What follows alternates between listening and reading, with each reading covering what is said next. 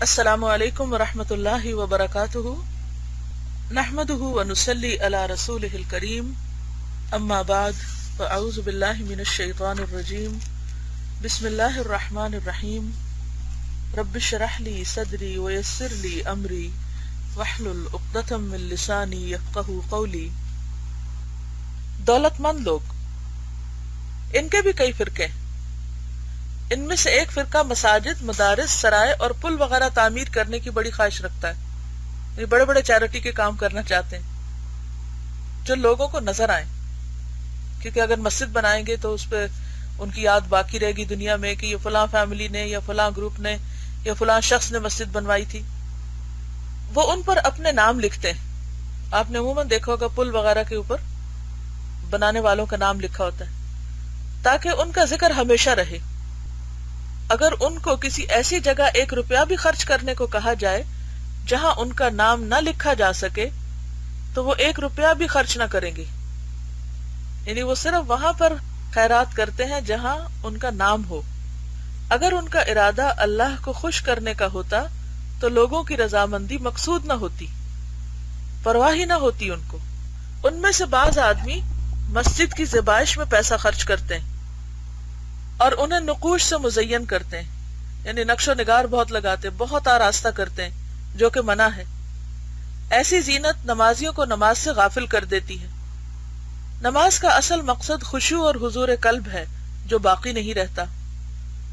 گویا یہ لوگوں کے دلوں کو بگاڑتے ہیں۔ پھر اگر وہ مال جو اس کام میں لگایا حرام ہو تو یہ اور بھی عذاب کا سبب بنتا ہے، یعنی حرام مال کے ذریعے وہ سمجھتے اللہ کی خوشنودی حاصل ہو جائے گی، تو ایسا ممکن نہیں۔ حضرت مالک بن دینار رحمہ اللہ نے کہا، ایک آدمی مسجد کی طرف آیا اور دروازے پر کھڑے ہو کر کہا، میرے جیسا گندا آدمی اللہ کے گھر میں داخل ہونے کا کوئی حق نہیں رکھتا، تو اسے اسی وقت صدیق کا مرتبہ دے دیا گیا۔ یعنی اس طرح لوگوں کو بگاڑا گیا۔ مسجدوں کی تعظیم تو یہ ہے کہ انہیں اپنے وجود سے پاکیزہ تر خیال کرے، نہ یہ کہ حرام مال سے ان کو ناپاک کرے، اور دنیا کی زینت سے اللہ پر احسان رکھے۔ اس آدمی کا دھوکہ یہ ہے کہ اس نے برائی کو بھلائی سمجھ رکھا ہے۔ یعنی بہت سے شخص جو غلط کام کرتے ہیں اور وہ سمجھتے ہیں کہ پھر بھی وہ نیکی ہی ہے، تو یہ دراصل اپنے آپ کو دھوکہ دیتے ہیں۔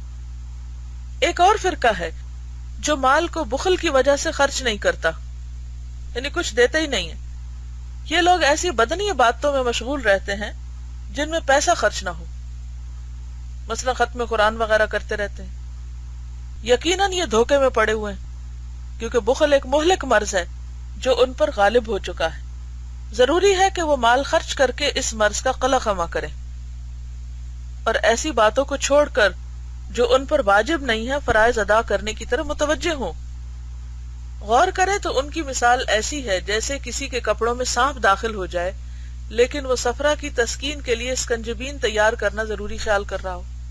تو آپ خود سوچیں کہ اگر کسی شخص کے کپڑوں کے اندر سانپ گھسا ہوا اور وہ اسکنجبی بنا رہا ہے، یعنی کوئی ڈرنک بنا رہا ہے، تو اس کا حال کیا ہوگا۔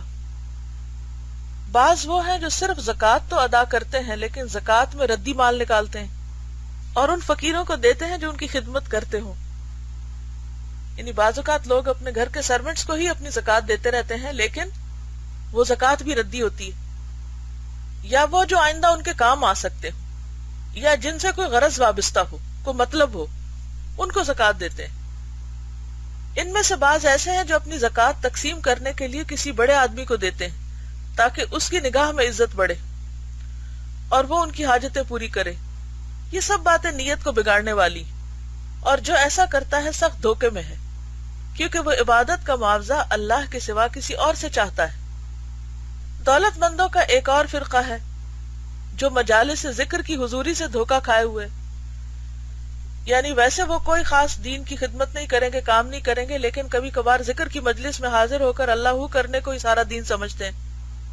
یہ لوگ سمجھتے ہیں کہ ایسی مجالس میں حاضری ان کو عبادات کی ادائیگی سے بے نیاز کر دے گی۔ ہرگز ہرگز ایسا نہیں ہے، کیونکہ ذکر کی مجالس ایک زائد چیز ہے۔ یہ نیکی کی ترغیب تو ضرور دیتی ہیں لیکن فرائض کا بدل نہیں ہو سکتی۔ یعنی کوئی بھی شخص فرض کو چھوڑ کر محض ذکر کی مجلس میں اٹینڈنس لگوا کر ذمہ داری نہیں پوری کر سکتا. اسی طرح کبھی کبھار کسی درس میں حاضر ہو جانا اور بعض اوقات بہت باقاعدگی سے حاضر ہونا لیکن عمل میں کوئی تبدیلی نہ لانا، اور یہ سمجھنا چونکہ ہم فلاں درس میں جاتے ہیں یا فلاں مسجد میں جاتے ہیں اور وہاں ہماری حاضری لگ جاتی ہے تو یہ ہماری آخرت کی نجات کے لیے کافی ہے، تو یہ کافی نہ ہوگا. جب تک مقصود کو حاصل نہ کیا جائے اصل فائدہ حاصل نہیں ہوتا. یہ تو ایسے ہی نا کہ اگر کوئی بادام کے چھلکے کو اتار کر بادام کھانے کے بجائے بادام کو ہی چوستا رہے اور وہ سمجھے کہ میں بادام کھا رہا ہوں، لٹرلی تو بادام منہ میں رکھے ہوئے ہوگا لیکن اسے حاصل تو کچھ بھی نہیں ہوگا.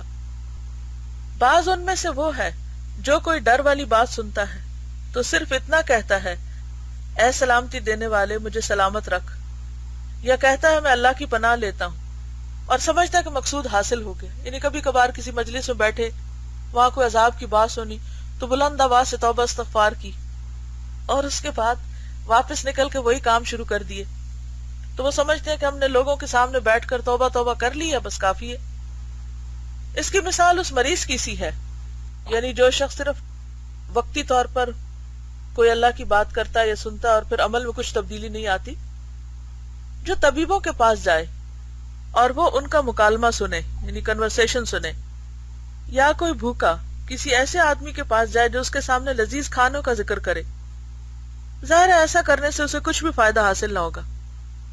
بعض لوگ ریسیپی بکس دیکھتے رہتے ہیں، اس کے اندر لگی ہوئی رنگین تصویریں، اور وہ اپنے دل کو بہلاتے رہتے ہیں، حالانکہ جتنی چاہیں آپ ریسیپی سن لیں یا کوئی ایسے پروگرام ٹیلی ویژن پہ دیکھ لیں، لیکن وہ سب دیکھنے کی حد تک ہی ہے، اس سے نہ تو آپ کا پیٹ بھرے گا اور نہ ہی جسم کو کوئی طاقت حاصل ہوگی.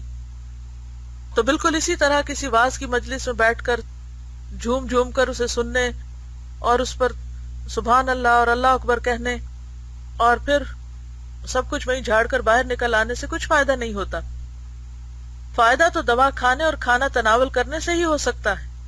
بس یہی حال عمل کے بغیر صرف عبادات کے اوصاف سننے کا ہے. بلکہ اس میں ایک بڑا نقصان یہ ہے کہ جس واعظ کا واعظ سنا وہ تجھ پر حجت ہو جائے گا، یعنی قیامت کے دن تیرے خلاف ہوگی یہ بات. اگر کہا جائے کہ دھوکے کے جن مداخل کا ذکر کیا گیا ہے ان سے تو کوئی آدمی بچ نہیں سکتا، یعنی یہ تو ایسی باتیں جس میں سبھی مبتلا ہیں کسی نہ کسی طرح، تو جواب یہ ہے کہ آخرت کا دار و مدار صرف ایک بات پر ہے، اور وہ ہے دل کو سیدھا رکھنا، اور اس سے صرف بدنیت آدمی ہی عاجز آئے گا. یعنی اگر آپ کی نیت نہیں پھر تو کچھ بھی نہیں ہو سکتا، اور اگر نیت ہے تو پھر انسان فوراً کوشش میں لگ جائے گا.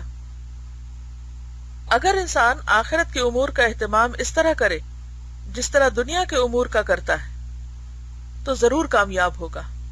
اور سلف صالحین اور نیکی میں ان کی اتباع کرنے والوں نے ایسا کر کے دکھا دیا ہے. یعنی ایسے لوگ موجود ہیں جنہوں نے یہ سب کچھ سنا جانا اور پھر کر کے بھی دکھا دیا. دھوکے سے خلاصی پانے کے لیے 3 چیزوں سے مدد لی جا سکتی ہے. 3 کام کرنے کے ہیں. نمبر 1 عقل، اور یہ وہ اصلی نور ہے جس سے انسان چیزوں کے حقائق معلوم کرتا ہے.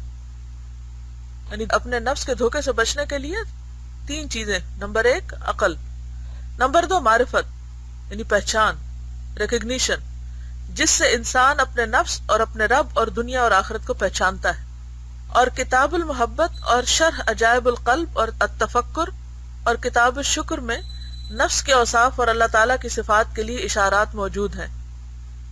یعنی اسی کتاب کے دیگر ابواب جو ہیں ان کے اندر انہوں نے یہ باتیں بیان کی ہیں معرفت کی. دنیا اور آخرت کی معرفت حاصل کرنے کے لیے کتاب ضم الدنیا اور کتاب ذکر الموت سے مدد حاصل کرے. یعنی دنیا کی مذمت کی جو بک ہے، یہ چیپٹر ہے، اور موت کی یاد کا، اس سے مدد حاصل کرنی چاہیے. جب یہ معرفت حاصل ہو جائے گی تو اللہ کی معرفت سے دل میں اللہ کی محبت پیدا ہوگی، اور آخرت کی معرفت سے اس کی رغبت بڑھے گی، اور دنیا کی معرفت سے اس سے بے رغبتی پیدا ہوگی. نہیں، جتنا جتنا انسان دنیا کو پہچانتا جاتا ہے اتنا اتنا انسان کے اندر دنیا کی بے رغبتی ہوتی جاتی، اور انسان کہتا ہے یہ دنیا میرے کام کی نہیں. اور اب اس کے سب سے اہم کام وہ ہوں گے جو اللہ کی طرف پہنچائیں اور اسے آخرت میں نفع دیں، کیونکہ اللہ کی معرفت جب حاصل ہوگی تو انسان کو اللہ کی طرف جانے اور اللہ کو خوش کرنے کا شوق پیدا ہو جائے گا. جب دل پر یہ ارادہ غالب آ جائے گا تو تمام امور میں اس کی نیت صحیح ہو جائے گی. یعنی بات پھر وہ ترتیب کی ہے نا کہ اس کی ترتیب بدل جائے گی، اس کی پرائرٹیز جو ہیں وہ تبدیل ہو جائیں گی اور سارے دھوکے ختم ہو جائیں گے. اور جب یہ فائدہ حاصل ہو جائے گا تو تیسری چیز کا محتاج ہوگا اور وہ ہے علم. اور علم سے مراد ہماری وہ علم ہے جس سے اللہ تعالیٰ کی طرف چلنے کی کیفیت اور اس کی آفات کا علم ہو جائے، کہ اللہ کی طرف چلنے کے بعد بھی انسان کو مشکلات پیش آتی ہیں، اور جس سے اللہ کا قرب اور اس کی رہنمائی حاصل ہو. یہ سب باتیں ہماری اس کتاب میں موجود ہیں. عبادات اور عادات کے رب سے، رب یعنی جو اس کا پورشن ہے، ویسے رب 1/4 کو کہتے ہیں، ضروری اور غیر ضروری چیزیں معلوم ہوں گی اور شریعت کے آداب کا پتہ چلے گا. اور مہلکات کے رب سے ان تمام گھاٹیوں کا علم ہوگا جو اللہ کی راہ میں چلنے سے مانع ہوتی ہیں، اور وہ ہیں اخلاق میں بری صفات. اسی طرح منجیات کے رب سے، یعنی منجیات ہوتی بچانے والی، مہلکات ہوتی ہلاک کرنے والی. کتاب کے آغاز میں انہوں نے اپنی کتاب کی جو تقسیم بتائی ہے اس کے مطابق اب یہ بات کر رہے ہیں. اسی طرح منجیات کے رب سے ان اچھی صفات کا پتہ چلے گا جن کو بری صفات کے مٹانے کے بعد ان کی جگہ رکھنا لازم ہے، کیونکہ صرف بری صفات کو مٹانا کافی نہیں ہوتا، بری صفات کو مٹا کر ان کی جگہ اچھی صفات لانا ضروری ہوتا ہے، ورنہ جو خلا رہ جاتا ہے وہ واپس دوبارہ انہی بری صفات سے بھرنے کا چانس ہوتا ہے.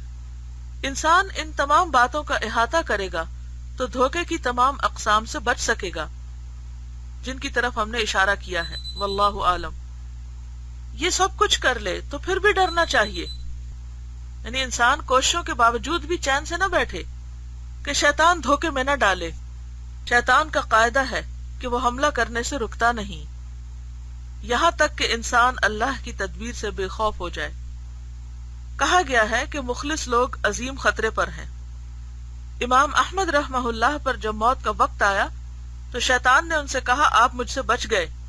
آپ نے کہا ابھی نہیں، موت کے بعد. ثابت ہوا اولیاء کے دل سے اللہ کا ڈر کبھی نہیں نکلنا چاہیے. ہم اللہ تعالیٰ سے دعا کرتے ہیں کہ ہمیں دھوکے سے بچائے، خاتمہ بالخیر کرے. وہ قریب ہے اور دعائیں قبول کرنے والا ہے. یہاں مہلکات کا رب ختم ہوا اور اب منجیات کا رب شروع ہو رہا ہے. تو انشاءاللہ نیکسٹ ٹائم ہم منجیات کے رب کو شروع کریں گے. السلام علیکم ورحمۃ اللہ وبرکاتہ. سبحانک اللہم و بحمدک نشہد ان لا الہ الا انت نستغفرک و نتوب الیک.